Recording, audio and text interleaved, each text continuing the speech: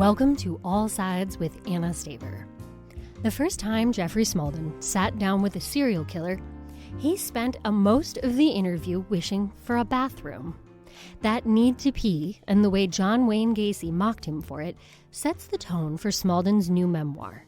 That Beast Was Not Me chronicles a life spent studying serial killers, blending the personal with the professional, from Charles Manson and Ted Bundy to Ohio's Thomas Dillon and Donald Harvey.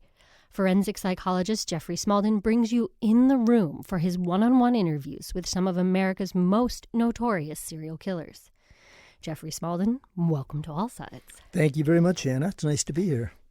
I want to begin with that moment when you meet John Wayne Gacy. It's December of 1986. We're at the Menard Correctional Center in Southwest Illinois, and you're sitting across the table from a man who has confessed to killing 33 boys and young men, a man who buried them in his crawl space beneath his house. And all you can think about for a solid hour is how badly you need a bathroom.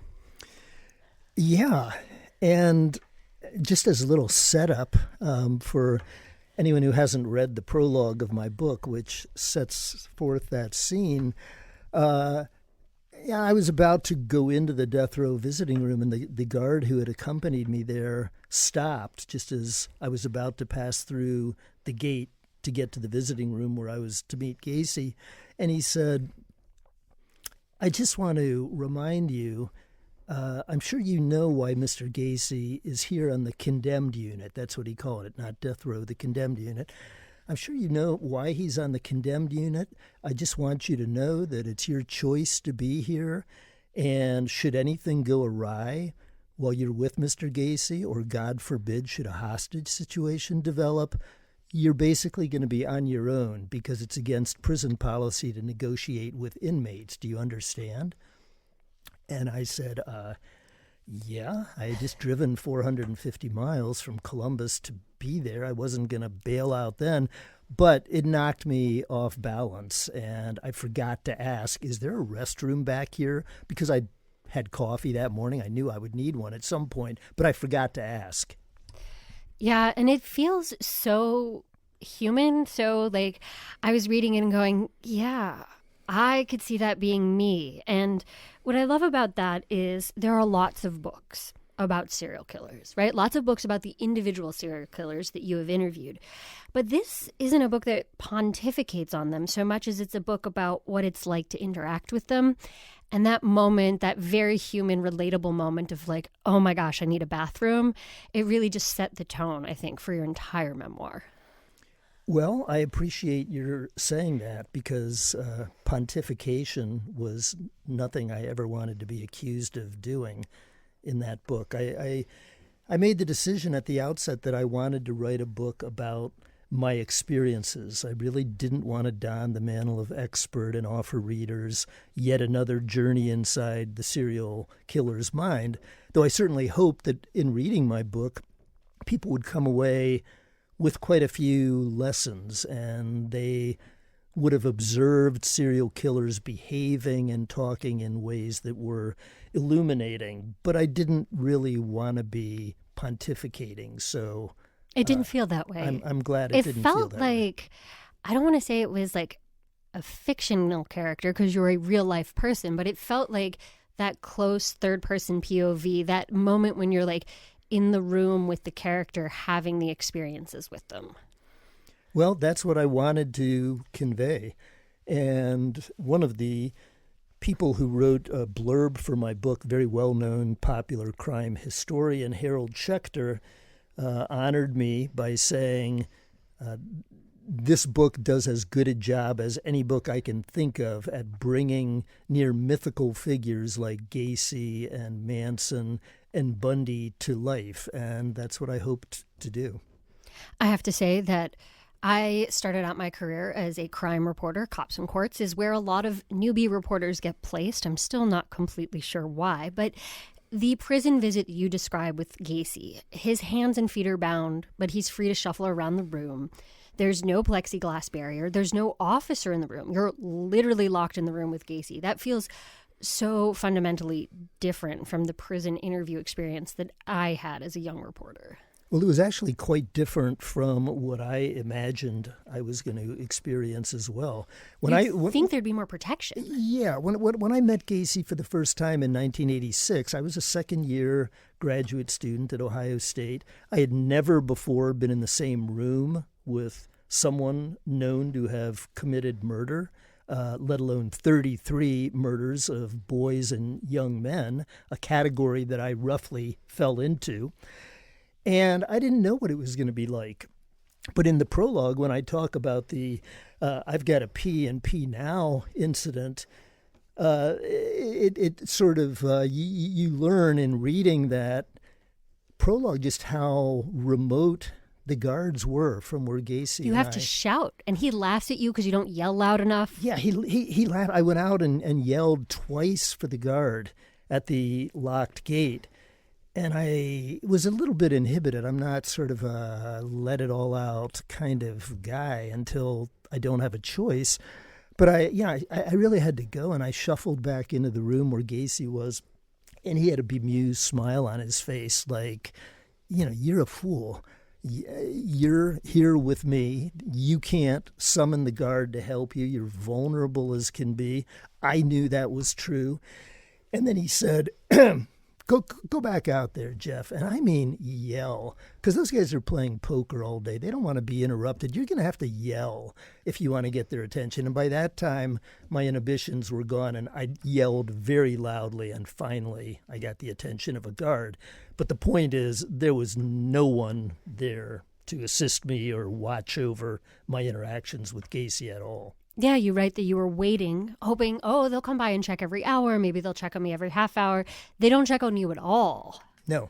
What I was waiting for was the sound of jangling keys and the gate closing, because that would mean it was lunchtime and they were bringing trays. And I thought, well, if I can just hold off until lunch. And I held off as long as I could. And then, as I said in my book, as Jim Morrison would have said back in the day, the time to hesitate is through. And it was. So before Gacy ever invites you to visit him in prison, he sends you a brain teaser exercise in the mail. What do you think was the point of that little game? I think it was the classic serial killer's tease.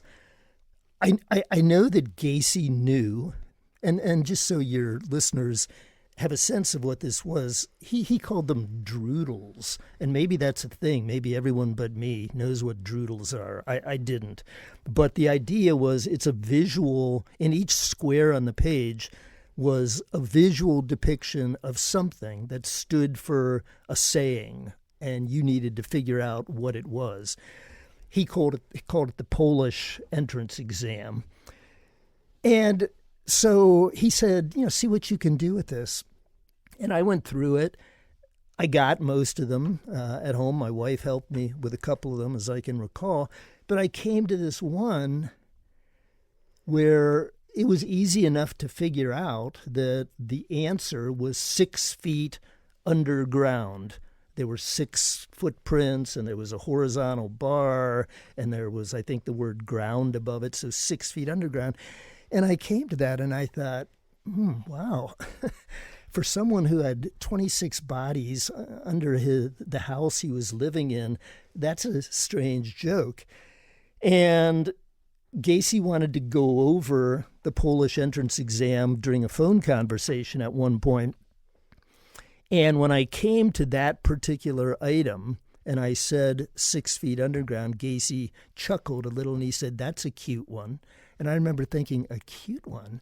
But I didn't say anything because I didn't want to start an argument or make him defensive.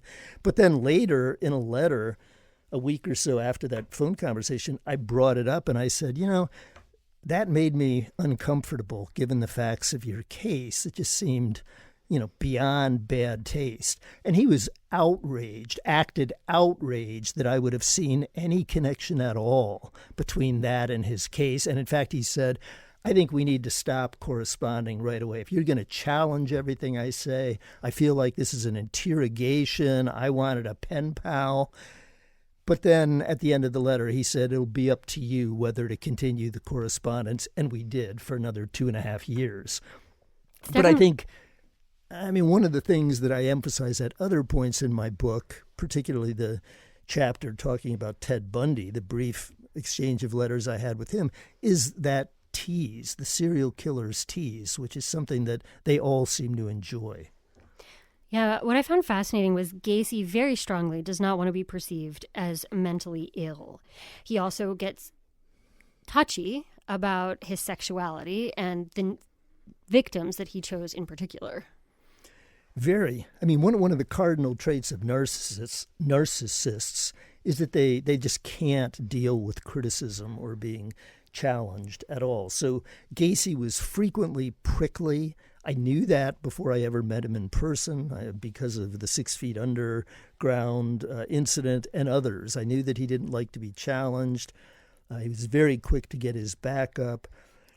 His sexuality, I knew at some point I wanted to talk with him about that. All of his victims were young boys and men, though he insisted that he wasn't homosexual. He said, that's all the police speculation and so on. He was married to a woman at the time. Twice. Yes. He was married to a woman twice. He had 2 children from his first marriage and a couple of stepchildren with his second wife, who lived with him when a lot of these killings were happening in the mid-'70s. But he insisted that he wasn't gay. And we actually talked quite a bit about that. I described that in the chapter of my book related to Gacy. And as he put it, I mean, every encounter, whether with a man or a woman, was wholly transactional. He said, you get what you want, I get what I want. Who cares, Jeff? A mouth's a mouth. That's how he put it. I don't really care whether it's a man or a woman. So he could have been bisexual. Well, he said he was asexual. And I said, asexual? What does that mean? I said, when I hear the word amoral, I think of someone who's operating according to no moral standards at all. And I think what he meant was bisexual. He said, I really don't care whether it's a man or a woman as long as I get my needs met, basically. A very self-centered view of sexuality. Very. He also has talent as an artist, and you own 3 of his paintings. I do. And he was able to sell his paintings, and that reminded me also of Charles Manson. Manson has done artwork in prison that became popular. Manson also was an aspiring musician at the time of his arrest. So I find it interesting that so many of these killers have some kind of artistic streak running through them. It is interesting, and one of the features of some of these notorious criminals that sometimes gets overlooked, I think, is their curdled ambition, but they're very ambitious. They're not people likely to be content as small-time criminals living on the outskirts of society. They're after something bigger. And when they're caught and they can no longer assert their dominance through killing, a lot of times that ambition still gets expressed through attempts at creativity. Weirdly enough, few people would imagine this, but Gacy and I talked a lot about his paintings and his art. He thought nothing of comparing himself to Michelangelo and Da Vinci, even though basically all he did was copy other paintings. I would always encourage him, paint what's in your head. And he didn't want to do that for obvious reasons, I think. But he wasn't a bad copier. But I asked him one time, he liked to paint distant, like, mountainscapes, sort of, broad vistas and majestic scenes. And I asked him what his favorite songs were. And he said, well, I really have 2. Climb Every Mountain and The Impossible Dream. Oh, my goodness. How bizarre is that? I mean, I guess he was ambitious. I think that's such a fascinating window into who they are as people, because one of the things in your book that I take away is it's so easy, particularly I think with serial killers, to label them as wholly evil, black and white. But all of us live in shades of gray, even them, which is uncomfortable, I think, to even begin to think about. It is uncomfortable, and it's a theme that I hope runs throughout my book, and by that I mean it's a idea that I repeatedly bring up for consideration or as something to reflect on. Can I cite two examples sure, of course. from my book? When I got involved against the recommendations of all members of my family, I finally decided to open a Facebook account some years ago. They all said, "Dad, Jeff, don't do that. You'll just get lost. It'll be a black hole. You'll never emerge from it again." But I had joined for a particular reason. And when I got on Facebook, I started seeing these murderabilia websites, and I'd heard of murderabilia, but I was interested in the people who joined those groups and how they talked to one another and what they did and if they sold things. And so I got on there, and I had these 3 Gacy paintings, and I thought, well, I'm not going to sell them, but I'll test the market. And I paid, one of these was gifted free. The other were purchased for $30. From Gacy himself? $30 each from Gacy. And I put pictures of those on one of these websites.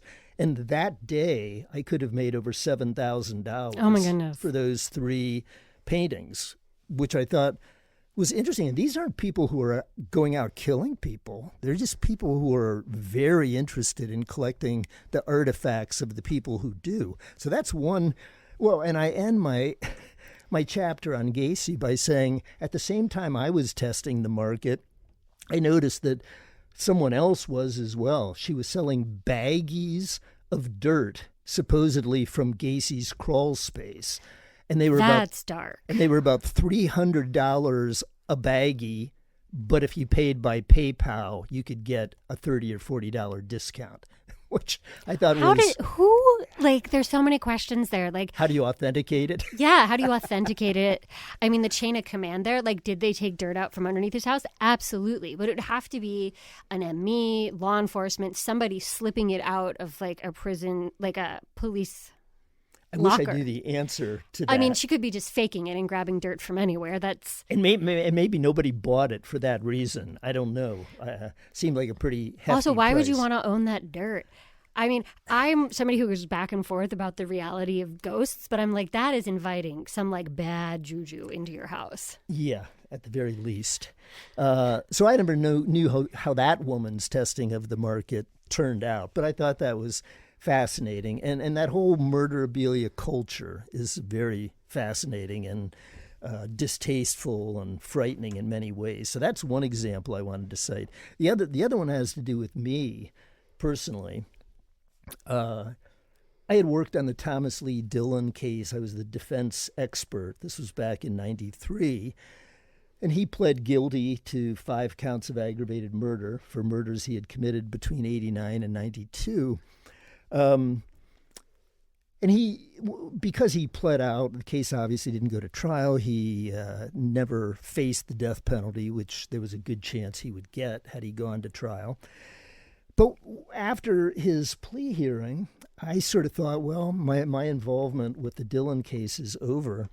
And then approximately 10 years later, when the so-called Beltway sniper was terrorizing southern Maryland and northern Virginia, I sort of had my little unseemly moment in the national media sun, because I was quoted in Time magazine as having been the defense expert on a serial sniper case in Ohio. And as soon as that article came out, everybody was interested in me. I became sort of the story du jour, this psychologist who worked on a sniper case. And one of the many interviews in about a 7-day period was with Scott Pelley of 60 Minutes too. And the interview was set to occur on Monday morning. And I'd been watching 60 Minutes since I was a kid. So the opportunity to appear on 60 Minutes was a cool thing to me. And not long before, Pelley had done an exclusive interview with President Bush on the 1-year anniversary of 9/11. So I'm thinking, This is a great opportunity. And during the interview, it turned out somebody reported that the police might have captured the snipers.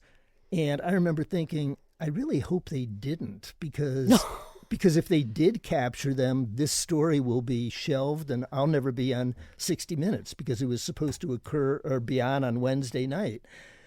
And I've never quite gotten over that feeling I had that I was wishing for an outcome that could have set the stage for more deaths.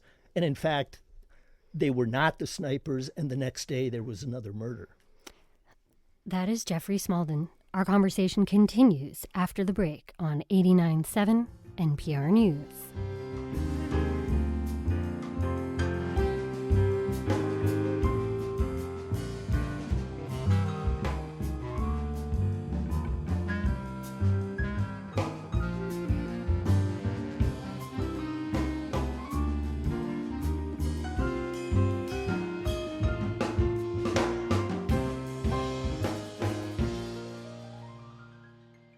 New from the Embedded podcast. Female athletes have always needed grit and talent. But for decades, they've also needed a certificate. There was chit-chat about, is that really a woman? And even now, they're still being checked and questioned. Their story is the newest series from CBC and NPR's Embedded. It's called Tested. Listen wherever you get your podcasts. You're listening to All Sides. I'm your host, Anna Staver. We're talking this hour with a man who has spent his life corresponding with serial killers. Jeffrey Smalldon is a forensic psychologist who began writing Charles Manson as an undergraduate. His new book, That Beast Was Not Me, is out now. And Jeffrey, that title, That Beast Was Not Me, comes from Charles Manson. It's a line from a letter he wrote you. How did you decide that that was going to be the title of the book? Well, that letter came from the first proper letter Manson ever wrote me. And I had caught him in sort of a contemplative mood, apparently, which I later learned was definitely not his default setting. But he was kind of reflecting on the media portrayals of him and the hypocrisy of society. And he said, that beast was not me, but it's what everyone needs me to be, so they make me up to be a reflection of their fears, lies, and was what he said. And I mean, that's something I encountered very frequently among killers that I dealt with, that refusal to submit to other people's attempts to define who they are or explain what they do. Same with Gacy. Gacy would say, the media, that has nothing to do with me. You came here looking for the monster, but now you're meeting the man, which with typical grandiosity. But I chose it because I saw it as representative in that way.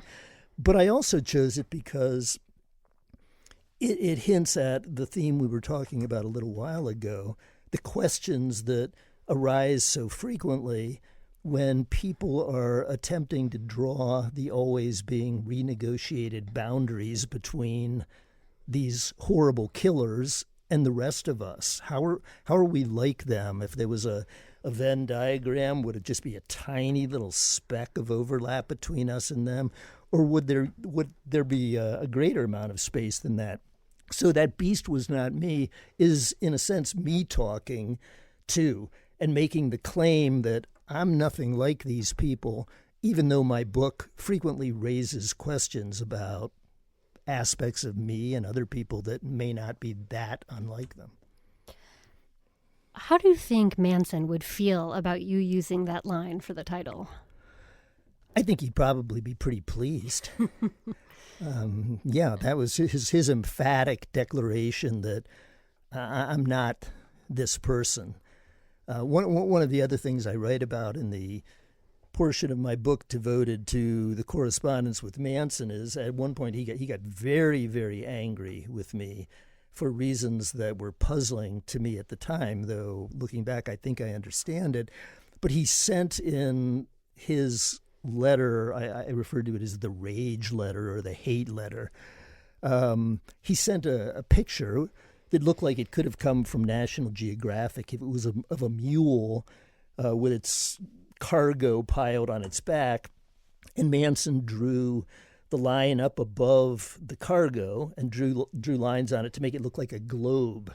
The theme being, I'm being made your sacrificial lamb. I'm carrying the weight of the world. He's Atlas. Yeah, I'm carrying the weight of the world on my shoulders. I'm doing it for you.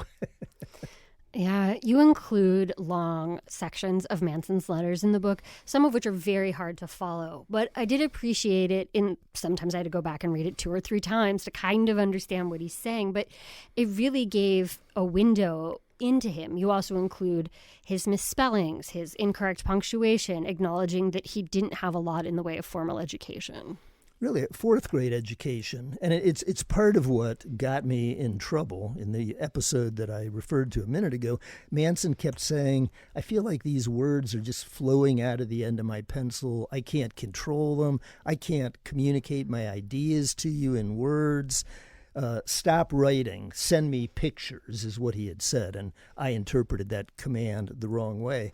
But his writing was very crude, and he's largely uneducated, near illiterate. And I had to make a decision. Do I clean that up for purposes of the book, or do I keep it the way he wrote it? And I decided to keep it, knowing that readers like you would think, man, this is difficult to read. I need to go back, and it's difficult for me to read, even though eventually I became able to decipher his actual writing reasonably well. But, I mean, a lot of times he didn't make sense. So it's not as though by reading it 3 times you'll actually come to the clarity of what his idea was. But sometimes it did make sense. It just was so ungrammatical. But I decided to leave it the way it was in the original form. I want to talk about a double murder that was deeply personal for you. It's not the story of a serial killer. What I find fascinating, too, is like a lot of young people, you weren't sure what you wanted to do with your life. And for a while, you tried out hospital administration. And in December of 1983, you're working here at Riverside when 2 women who work in the research lab are brutally murdered. Patty Maddox and Joyce McFadden were stabbed to death in the lab during peak business hours. It's a very bloody murder, but there are no witnesses. Police are stumped. So are you. Can you describe what it was like to go back to work? Yeah, I remember it very, very vividly. I had been at the research lab just days before Christmas. There were only 6 employees, I think, in the research lab. And the research lab in total was the size of an average living room, with a single door serving as both entrance and exit, right off the main corridor of the hospital. But I had gone there for their brief pre-Christmas party, and Joyce and Patty and the other employees and I were all talking about our plans for the holidays, and no sense that anything was wrong or that anyone was wary of the holidays. And then I was up at my parents' in Western New York when I got the call saying that Joyce and Patty had been murdered, and I was just absolutely stunned. And in such a brutal way. Yeah, each stabbed close to 30 times, one of them hog-tied, the other one placed in a cold refrigerator that was used to store tissue samples. And so the crime scene, and it's one of the interesting aspects of the case, the crime scene looked nothing like an execution-style killing. It looked messy, personal. It was very messy. It looked personal. But, had someone wanted to eliminate one of those women, he could have waited in the parking lot with a silencer and gotten away. This was daring, brazen, bloody, apparently personal. So when I came back to the hospital, I just remember everything had changed. And it was so eerie. Christmas decorations were still up in the hallways, but everyone was gossiping in small groups and trying to figure out what in the world happened. Who could possibly have committed these murders? And because I was the administrator with responsibility for that lab, I was meeting with each of the lab employees individually, and they would come into my office and weep over the losses of Joyce and Patty. But there was one person who was the one who was the first person to come upon the crime scene. He had discovered Joyce McFadden's body on the floor, and he was the director of the research lab. He had been off that week, but he stopped in to check his mail and phone messages and came upon the crime scene. And I thought, wow, could he have committed a double murder like that? And I always in the past would have thought, no way. I mean, I thought he was a difficult person in some ways, but could he have committed a double murder? No way. But now I thought maybe he did, and I was having to interact with him on a regular basis, and he would come into my office too, and he would also weep. And I would think, I think I might be sitting across the desk from the person who committed this murder. Turned out I was totally wrong. But it made going to work very uncomfortable. And it was during that period, in the year and a half after the murders, that I thought to myself, well, this hospital administration thing was a noble experiment. I was never cut out for it anyway. I'm going to go and do my PhD and become a forensic psychologist. I wonder how much their double homicide and the true surprise, so 2 years after their deaths, Patty's husband gets involved in a shootout, and then suddenly you discover that you didn't really know Patty's husband at all. This was someone you had interacted with a little bit, but that it comes out of complete left field.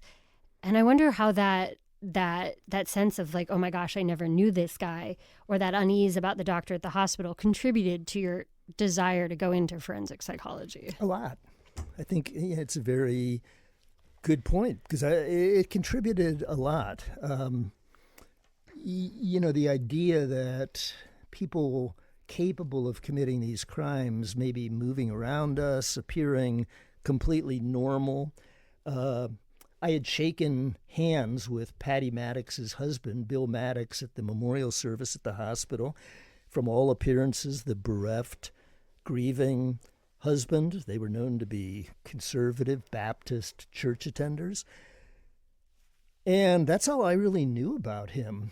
And until he dies in a shootout with police in Florida. Yeah. Then in about, I guess it was 2 years later, a little more than 2 years later, I pick up the Dispatch one morning, and the headline was most tragic shootout in FBI history. And my dad was an FBI agent, so that immediately got my attention.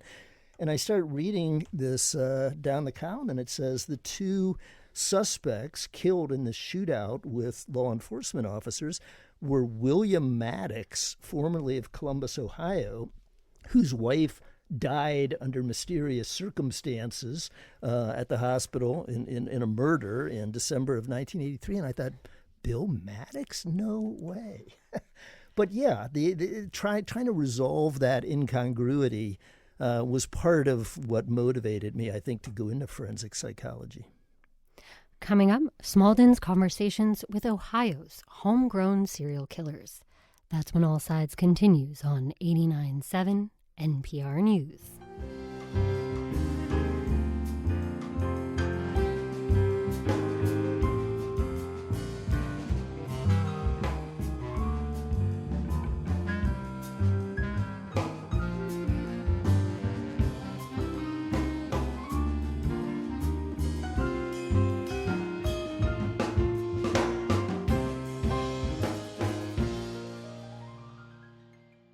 New from the Embedded podcast.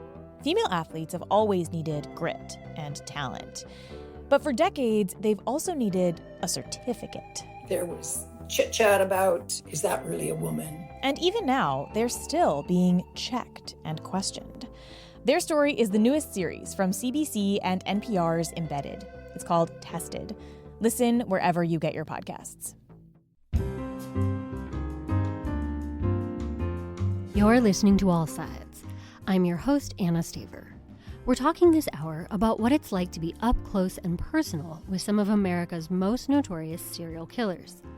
Forensic psychologist Jeffrey Smalldon, author of the new book, That Beast Was Not Me, details his 5 decades in conversation with the killers. You can catch Smalldon Tuesday night at Gramercy Books. It's $5 to register for the event, but I am told it is sold out. Smalldon is going to be in conversation with longtime journalist and author Andrew Welch Huggins. Again, that's August 13th, 7 p.m., and I would check Gramercy Books to see if tickets are still available. Jeffrey, one of the things I found remarkable is how your parents accepted your pen pal relationship with serial killers, starting when you were first in college with Charles Manson. You mentioned earlier that your dad was an FBI agent. So, I mean, I guess kudos that you had such supportive parents, but it is a strange thing for a kid to pick up. It is, and I began that correspondence. The idea had never occurred to me on my own, but my professor for a course in abnormal psychology had read Helter Skelter, and I had as well, so I stayed after class one day, and I said, you would get the impression that some of those young people, many of whom grew up in middle-class environments, not unlike my own, had lost completely the capacity for independent thought and action, that somehow they had fallen enthralled to this guy with a fourth grade education. I wonder if they're more complicated than that. And he said, well, you could always write to them. The idea had never occurred to me, but once he planted it in my mind, I couldn't let go of it. So I ended up writing to Charles Manson, one of Squeaky Fromme was known to be his second in command now that he was in prison. She was not in prison. I didn't even know where she was when I decided to write her, but I knew she wasn't in prison. And I knew that her roommate was Sandy Good, who was also a Manson devotee and whose former husband had been found in a hotel in London with his throat slit not long after Manson's arrest in the fall of 1969. So Fromme and Good, I knew were dangerous, potentially dangerous, but I began corresponding with them as well as Manson. And that was in the spring semester of my senior year in college. And those correspondences were continuing into the summer. And I went back to my parents' home in the summer. I was going to begin graduate school in the fall. And so letters from Charles Manson and Squeaky Fromme and Sandy Good were landing in my parents' mailbox. And you read them to your mom. I would read them to my mom. I didn't read them to my dad. Fortunately, he didn't get home from work until later, so he wasn't typically there for my recitation. But my mom was, and she would just shake her head and just say, oh, Jeff. And I would tell my dad later about the letters, but I wouldn't actually read them to him. But one of the very weird things is that it was September 5th of that year that Squeaky Fromme attempted to assassinate President Gerald Ford on the lawn of the Capitol building in Sacramento, which is where the two of them lived. And law enforcement officers in Sacramento found a cache of my letters in their apartment. And my dad was in the FBI. He was working with the Buffalo office at the time. And I had already gone to Purdue to start graduate school. I remember talking with my dad on the phone, and he said, my boss called me in today, and he said, Jack, I don't know how to tell you this, but the FBI in Sacramento contacted us, and they said that they found a bunch of letters in Squeaky Fromme's apartment from someone named Jeff Smalldon, and he has your same address. And so my dad was in the position of describing the antics of his wayward son. Oh, my goodness. But he never, looking back on it, I think he was really pretty cool. He never said, you can't do this. I don't think he understood. I mean, he knew it was an academic interest. He didn't think I was going to join the cult. Yeah, take off for the West Coast and join the cult. But he never said, you can't do this. And then later in the book, you include this scene with your own daughter, who knows what you do, who grew up with a dad who testifies on these cases, who interviews serial killers. And she teases you about being a serial killer and how she would never know, because that's one of the things you teach her, is that they look just like the rest of us. Yeah, that's a scene that actually played out around our kitchen table about a year before I was going to retire. And I think it was 2014. She was getting ready to graduate from college. And she knew, as you said, all about my background. And she said, Dad, when I was a kid, I used to wonder, what if you were a serial killer? How would we know it? And I said, that's funny. I'm not a serial killer. And she said, well, that's exactly what you would say if you were one. And I said, I'm not. She said, okay, but you wouldn't say anything different if you were. And then I said, have you ever known me to behave like someone capable of committing murder? And she said, no, but so what? That doesn't mean anything, right? And I remember thinking at the time, that is my daughter.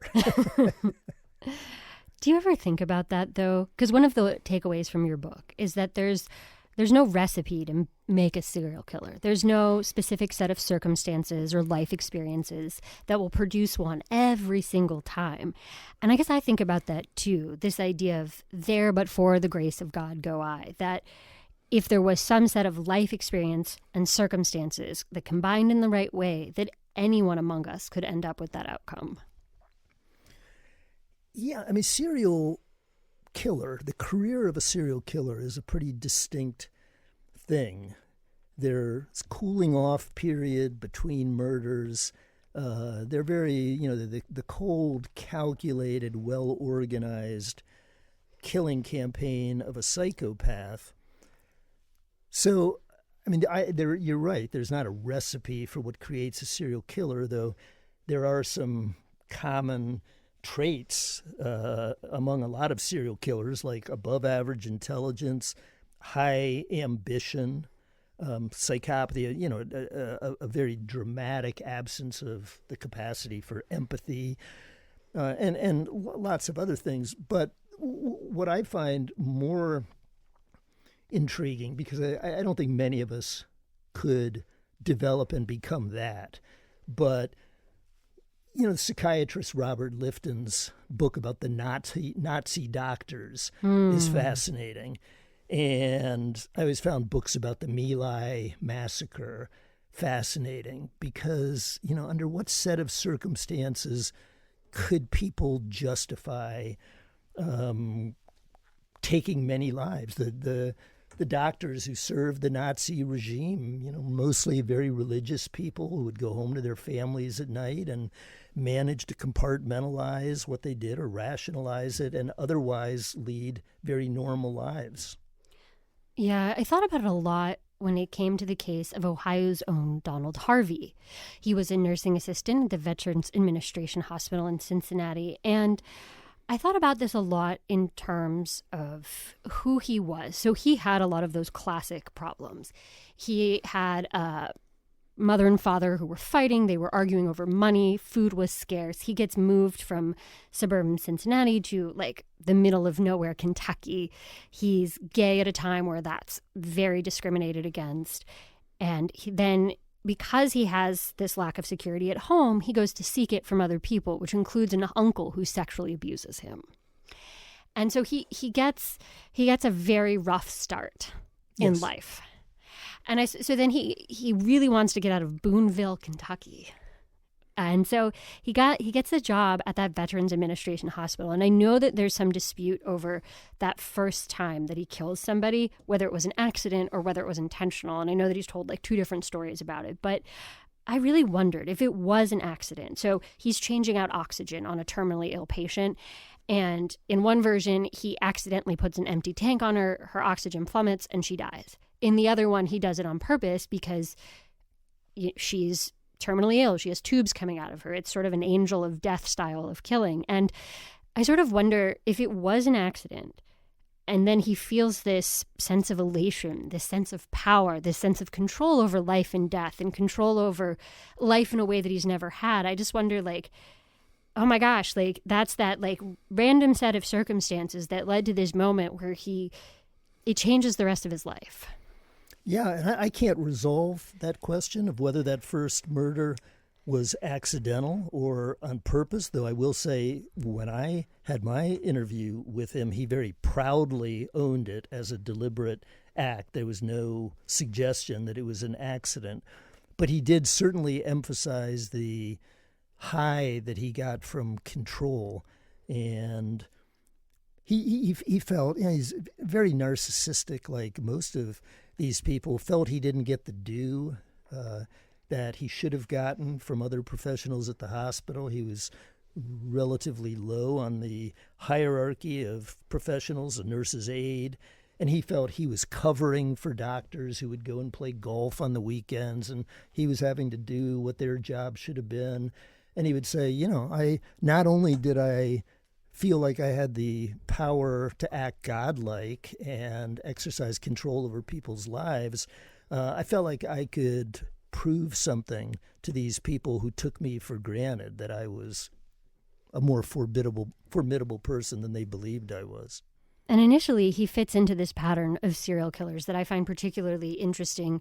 I guess they get classified as angels of death. They're very often medical professionals who essentially decide who lives and who dies. And what's unsettling about it is they tend to kill a lot of people before they get caught, in part because, right, if the 88-year-old man in Donald Harvey's care dies and he's sick and he has lung failure and all these other comorbidities, nobody thinks about an autopsy. They're like, no, Mr. So-and-so passed away. Exactly. They crack jokes with Harvey about his propensity to somehow be in the room when these patients died, never connecting that he might be killing them. Yeah, and as it turned out, there were, at the last hospital where he went on his final spree, there were employees who suspected him, and they were frustrated because they couldn't get the attention of administration. But that would have been, that's the serial killer's tease again. That would have been very gratifying to Harvey to be part of those discussions and be, in effect, hiding in plain sight. And also, like most of these serial killers we've been talking about, he was very well camouflaged. He's was an attractive man, very benign seeming, nothing even vaguely menacing about his way of presenting himself. So I'm sure to most people, until the pattern couldn't be denied any longer, he wasn't thought to be a threat to anyone. It's so, I know. You just look at this guy, you work with him every day, and you just think, gosh, he's a normal, quiet, maybe slightly quirky individual. Yeah, I think that's how he was perceived. Yeah, I have a family friend who actually worked in Canton for a brief period of time with Jeffrey Dahmer. And sort of wild to think about when he worked in city government over in that part of the woods. Did you say he worked with Jeffrey Dahmer? Yes, they worked in the same office. They would pass each other sometimes.